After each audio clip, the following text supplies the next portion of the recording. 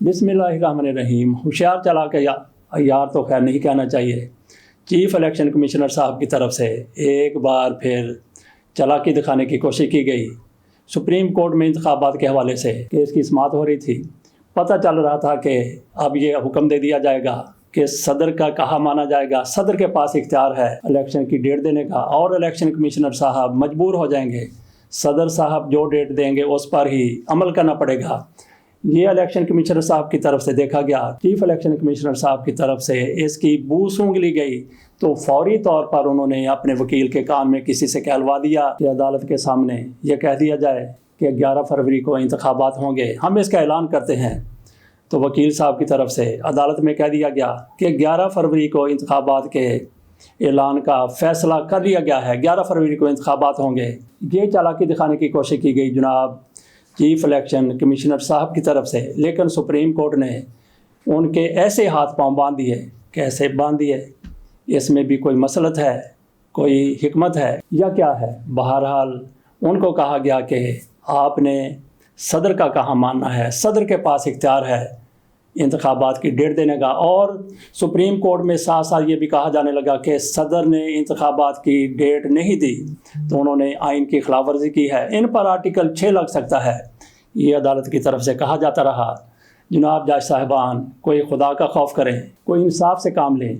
यही सदर साहब इनकी तरफ से जैसे ही असम्बलियाँ तहलील हुई थी उसके कुछ देर के बाद कहा गया कि जनाब चीफ इलेक्शन कमिश्नर साहब मेरे पास तशरीफ़ ले आइए, मशवरा करते हैं कि इंतखाबात कब होने हैं। लेकिन चीफ इलेक्शन कमिश्नर साहब की तरफ से कहा गया कि आपके पास इख्तियार नहीं है मेरे साथ मुशावरत करने का और मुझे हुक्म देने का और इंतखाबात की डेट का ऐलान करने का। कतई तौर पर आपका किसी किस्म का इख्तियार नहीं है, इंतखाबात की डेट का ऐलान हम करेंगे। इस पर सदर साहब की तरफ से वजारत कानून से रब्ता किया गया। वजारत कानून ने भी यही कहा कि चीफ इलेक्शन कमिश्नर साहब सही कह रहे हैं, ये इख्तियार आपका अब नहीं रहा, तरमीम हो चुकी है इलेक्शन एक्ट में, इसलिए आप तारीख नहीं दे सकते। ये फ़ैसला करेगा इलेक्शन कमीशन, फ़ैसला करेगा। और उसके साथ ही फिर पीडीएम वाले जिस तरह से सदर पर बरसे जब उनकी तरफ से कहा गया कि मैं मुशावरत करना चाहता हूँ, वजारत कानून की तरफ से ये कह दिया गया, हुकूमत की तरफ से जो कुछ कहा गया वो भी आपके सामने है। काकड़ साहब भी कुकड़ू कू करते हुए यही कहने लगे कि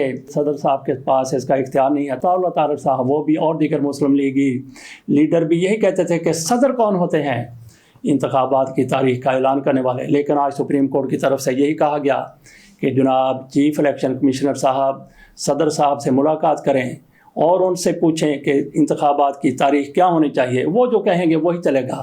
लेकिन यहाँ पे ये बात भी ज़रूर करनी है कि जब सारा कुछ पता था सुप्रीम कोर्ट को, ये सारा कुछ हो रहा है, इलेक्शन कमीशन क्या कह रहा है, पीडीएम क्या कह रही है, आपकी कानून की वजारत क्या कह रही है, आपके वज़ीर आज़म साहब क्या कह रहे हैं, चारों सूबाई हुकूमतें वो क्या कह रही हैं कि सदर के पास इंतखाबात की डेट देने का कोई इख्तियार नहीं है।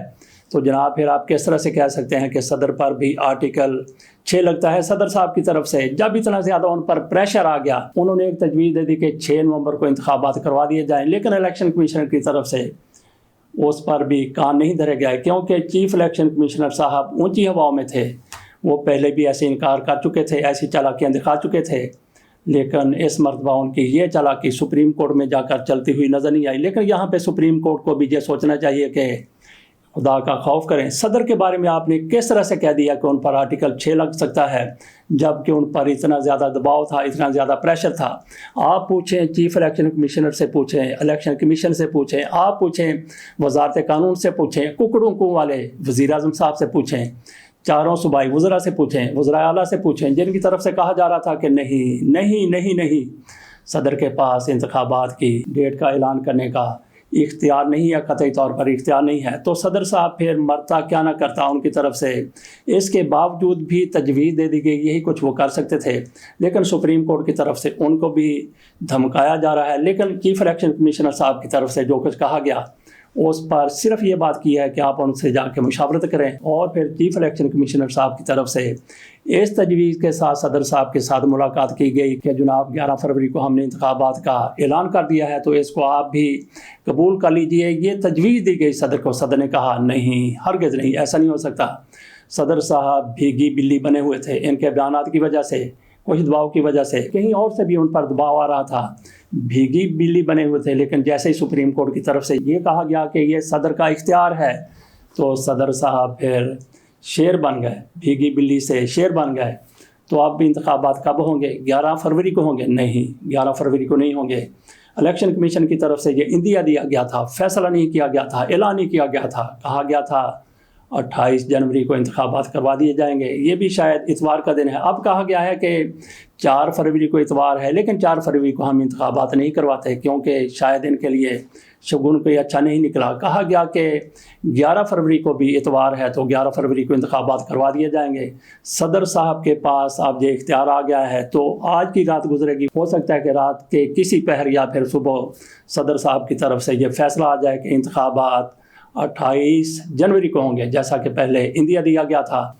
तो सदर साहब के पास चूँकि इख्तियार आ गया है, तो सदर साहब 11 फरवरी के बजाय इंतखाबात का ऐलान कर सकते हैं, फैसला कर सकते हैं, जैसा कि सुप्रीम कोर्ट की तरफ से उनको इख्तियार दिया गया है 28 जनवरी को।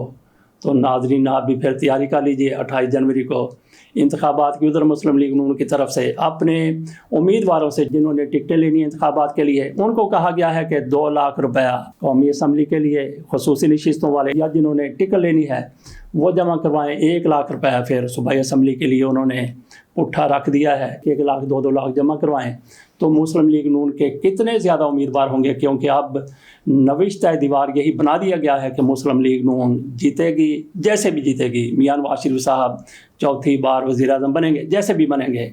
तो फिर ये देख लें कि किस तरह से मियां नवाज शरीफ साहब पर नोटों की बारिश होती है, नोटों की बरसात होती है।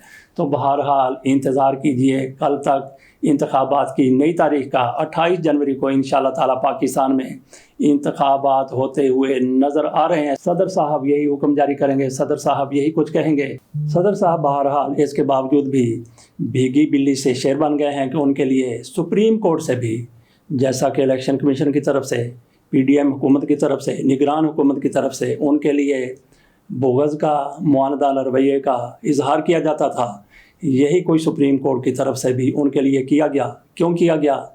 क्योंकि यही सदर अलवी साहब थे जिन्होंने जनाब काजी फैसल साहब के ख़िलाफ़ एक रेफरेंस भी भेजा था, जिसकी तोए बिल आखिर हो गई थी। लेकिन काजी फैसल साहब को बहरहाल गुस्सा तो था, इसके बावजूद भी कि ये ज़ाहिर हो गया था, साबित हो गया था कि इस रेफरेंस के पीछे जनाब कमर जावेद बाजवा साहब थे। अब बात कर लेते हैं इमरान खान की। इमरान खान को अडयाला जेल में जो सहूलतें दी जा रही हैं जेलर की तरफ से या जेल सुपरडेंट की तरफ से, जेल इंतज़ामिया की तरफ से, कहा गया है कि इमरान खान को अब बहुत ज़्यादा वहाँ पे सहूलतें दस्तयाब हैं, मुयस्सर हैं, फ़राहम कर दी गई हैं।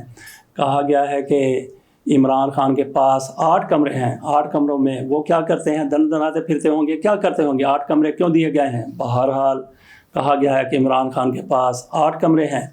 और साथ ये भी कहा गया है कि इमरान खान के लिए 9 डॉक्टर तैनात किए गए हैं। वो लाइन में खड़े हो जाते हैं। इमरान खान साहब एक डॉक्टर को नब्ज़ दिखाते हैं, दूसरे डॉक्टर को दूसरे हाथ की नब्ज़ दिखाते हैं, एक डॉक्टर के सामने गर्दन पेश करते हैं कि देखें मुझे टेम्परेचर तो नहीं है। अगले डॉक्टर के सामने जाकर शायद वो पिंडलियाँ रखते होंगे कि वो फिजियोथेरापिस्ट होगा, वो उनकी मालिश करता होगा। अगला डॉक्टर क्या करता होगा, अगला डॉक्टर क्या करता होगा। एक डॉक्टर तो शायद इमरान खान के सर की मालिश भी करता होगा। 9 डॉक्टर दिए गए हैं, ये जेल इंतज़ामिया की तरफ से कहा गया है।